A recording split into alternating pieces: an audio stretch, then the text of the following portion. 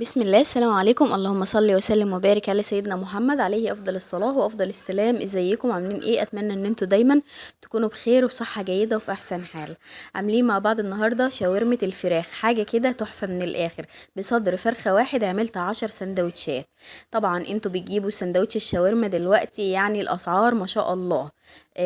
يعني حاجه صعبه جدا. لا، انت تعملي 10 سندوتشات في بيتك ما شاء الله تحفه جدا. يلا نقول بسم الله ونبدا مقاديرنا مع بعض. معايا صدر فرخة زي ما قلنا متقطع شرايح صغيرة كده جوليان.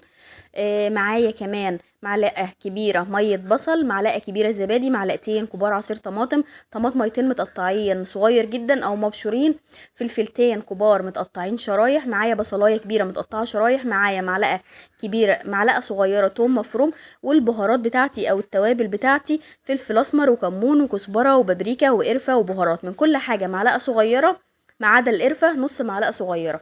ببتدي احط مية البصل على الطماطم، على عصير الطماطم، على الزبادي، وابتدي احط البهارات بتاعتي واقلب كله مع بعضه كويس جدا.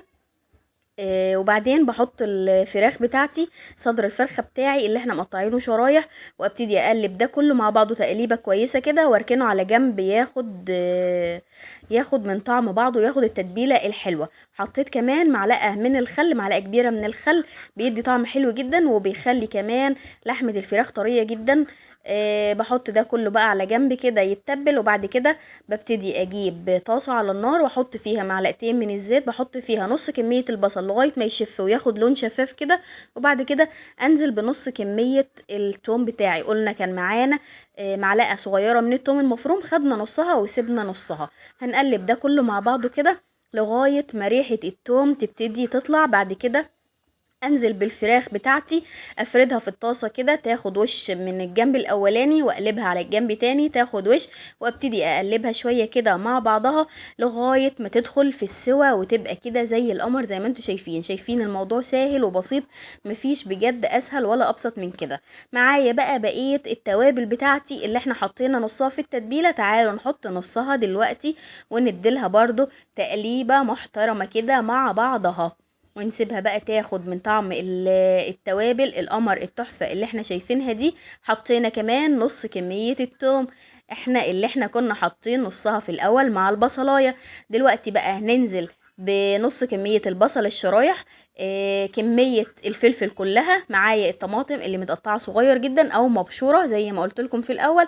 بقلب ده كله مع بعضه كده تقليبة كويسة كده لغاية ما يبتدي بقى يستوي مع بعضه شوية ويدبل كده وياخد الطعم القمر. دلوقتي بقى ببتدي احط الملح بتاعي وادوق طعمه ايه. لو حابه تزودي ملح شويه، او حابه يعني في الاول تحطي ملح قليل عشان الطعم ما يبقاش مالح قوي.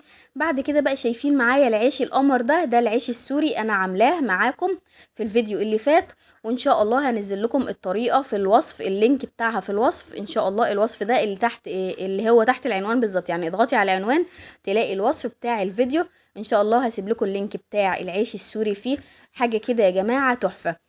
ما عملت 10 سندوتش، 10 رغيفة زي ما انتوا شايفينها كده، ب3 كوبايات من الدقيق، ومقاديره بسيطة بطريقة غير عادية. شايفين بقى القمر، عيش طري وشفاف وطعمه تحفة وريحته جميلة جمال، مفيش احلى من كده بجد. زي ما بقول لكم، صدر الفرخة اللي معايا النهاردة عامل لي 10 سندوتشات زي القمر، تحفة يا جماعة. طبعا الأسعار زي ما احنا عارفين بقت صعبة جدا. تعالوا بقى نعمل في بيتنا حاجة نضيفة لولادنا وتحفة كده. زي ما انتوا شايفين كده عملنا 10 سندوتشات، شايفين المنظر قمر ازاي. وفايت كمان معايا والله شوية كمان من الحشوة بتاعتي القمر دي بتاعت الفراخ، بس كان العيش خلص، كان معايا 10 رغيفة بس. زي ما انتوا شايفين كده، جبت بقى طاسة على النار، حطيت فيهم معلقتين زيت، وابتديت انزل بالسندوتشات بتاعتي على الجهة اللي انا قافلاها الاول عشان يفضل مقفول معايا وتحفة كده. وببتدي بقى انزل بيه كده على كل جانب، ياخد اللون القمر اللي انتوا شايفينه ده، ياخد اللون الحلو كده من كل جنب زي ما انتوا شايفين كده. بعمل كده بقى في السندوتشات كلها زي ما انتوا شايفين، بياخد لون شكله حلو جدا. وكمان لو عندك بقى شواية من اللي هي المضلعة دي، ممكن تشتغلي بيها، هتدي كمان شكل احلى كمان من كده.